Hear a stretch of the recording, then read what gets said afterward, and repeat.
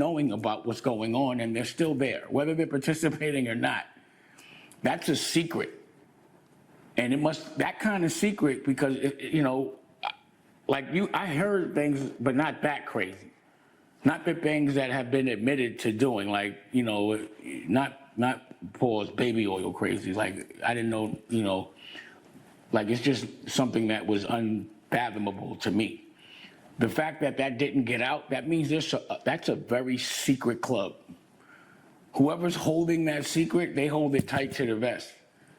And I'm like, what other secrets? Like, what deals were made in those freak-offs? Because a lot of the deals that happen in social environments. That's why people go to the club and they hang out all day. Bankers hang out with bankers all day to get deals done.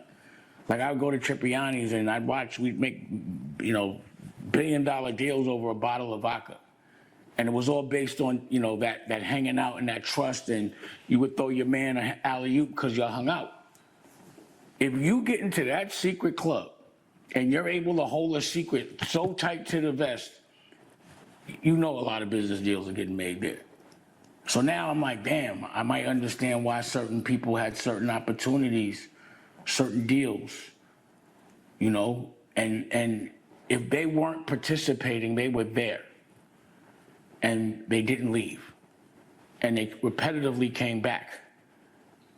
So I don't think people knew, or maybe they were, or they did know, but I'll give people the benefit of doubt. Like, I don't think they thought it was illegal, but it was loose.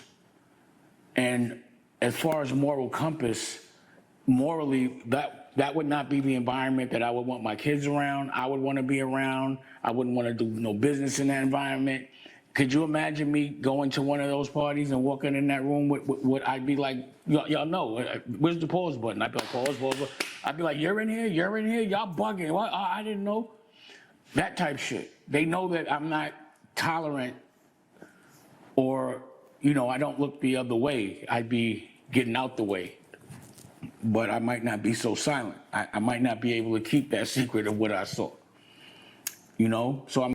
Yeah, Big JTV, man. Shout out to Dame, man. Shout out to what he just said. Because what he's talking about, without talking about it, by the way, like, comment, subscribe to the channel, man. Show your boy some love. And I'm going to put a link to the actual full conversation. And it isn't even an interview. It's a sit down where Dame breaks down the issue with Diddy and the issue with the freak-offs. Because, again, what we're talking about here is not really about being a freaky nigga. I mean, it's not being a sexual person. That's not what we're talking about here. And unfortunately, this story is getting conflated. It's not about baby oil. No, Diddy. It's not about, having escorts or women of the night or even men of the night. No, Diddy. This is about power, man. It's about power and money. That's what it's really about. And to any of the victims, to the freak-offs, they weren't necessarily... They were sexual victims. That's what I believe. That's what I heard. That's what we've been seeing. But a lot of them were people who wanted to be closer to power. And that's what Dame was really talking about. He's talking about power in the music industry, and then you can extend that to the entertainment industry, and then you can extend that to politics, and then you can extend that to just human nature. So what happened? What happened is that these freak-offs were, in essence, part of the music, the hip-hop industry, in order to get to more money moves, business moves, right? And that's why Dame himself was uncomfortable with that.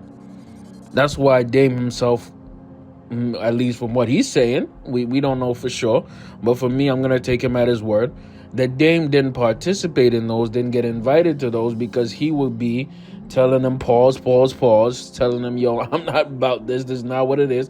And Dame himself is so outspoken and a disrespectful Harlem nigga that I believe Dame would already talk about it.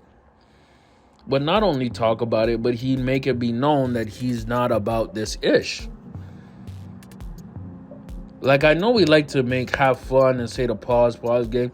If you really think about the pause game, it's kind of funny, it's childish. It could be perceived as homophobic. It could actually be perceived as that. Real talk. For me, I think it's funny. Dame think it's funny. A lot of people in our culture think it's funny. It is what it is.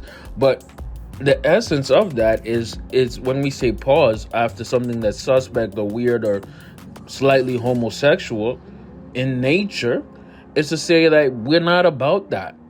And we're taking a pause from such words, activities, innuendos, right? If you're an individual like Diddy or part of the freak offs, you're saying fast forward or play.